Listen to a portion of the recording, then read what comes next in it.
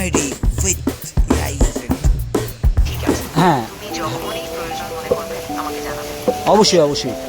আমি বলতে চাইছি আমার দাদা একটু কথা বলবে আপনার সাথে। হ্যাঁ একটু বলুন তো কথা। আচ্ছা নমস্কার দাদা। দিদি দিদি নমস্কার দিদি, কথা বলছি। ব্যাপারটা হচ্ছে আমার ভাই একটা ভালো চাকরি করে, নিজস্ব দুখানা ফ্ল্যাট আছে, সব কিছু যাবতীয় সব আছে, গাড়ি ফাড়িও আছে। ঘরোয়া একটা ভালো মেয়ে পাচ্ছে, আর মেট্রোমনিতে দিয়েছিল। তারা 48টা মেয়ে দেখার কথা, চাকরিওয়ালা মেয়ে আমরা না বলেছিলাম সেগুলো দেখিয়েছিল। কিন্তু কি এটা কোনো রাস্তা আছে যেটা ভালো সন্ধান পাওয়া যায়? কী করলে কী করা যাবে, কীভাবে যোগাযোগ করা যায়, বা কোথায় পাওয়া যায়, বা কী করতে হবে? হ্যালো, হ্যাঁ বলুন। হ্যাঁ বলুন।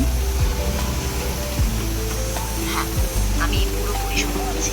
তোমার যা বলছিলে সেটা মাথায় আছে। তুমি যদি আর কিছু নির্দিষ্ট করতে চাও তাহলে বলো। আমি চেষ্টা করবো আরো ভালো পরামর্শ। বলুন। আর একটু ডিটেলসে বলতে বলছি দিদি। ডিটেলসে মানে বাবা নেই, মা আছে।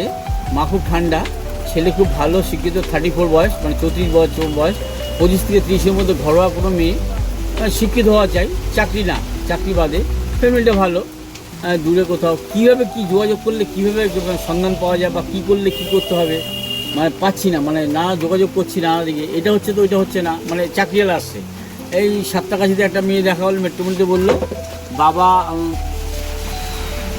আমি বুঝতে পারছি। হ্যাঁ। আসলে তোমরা হয়তো আরো একটু পরিচিত বা মধ্যস্থ ব্যক্তি দিয়ে যোগাযোগ করতে পারো, হ্যাঁ। যারা পরিবারকে বিশ্বাস দিতে পারে। হুম। এছাড়া ভালো রেফারেন্স বা পরিচিতি থাকা খুব দরকার, তাহলে যেন একটু ধীরে ধীরে বিশ্বাস তৈরি হয় আর পুরো বিষয়টা শান্তভাবে এগোতে পারে। চ্যাট জিপিটি দিদি আর কিছু বলবেন? হ্যাঁ, আমি আরও একটা কথা বলতে পারি যে হয়তো পরিবারের কেউ স্থানীয় কোনো সামাজিক সংস্থা বা কমিউনিটি গ্রুপের সঙ্গে যুক্ত থাকতে পারে, যেখানে আরও ভালো পরিচয় বা বিশ্বাসযোগ্য সম্পর্ক গড়ে ওঠে। সেখানেও একবার চেষ্টা করুন। ওকে দিদি, thank you very much. Thank you very much.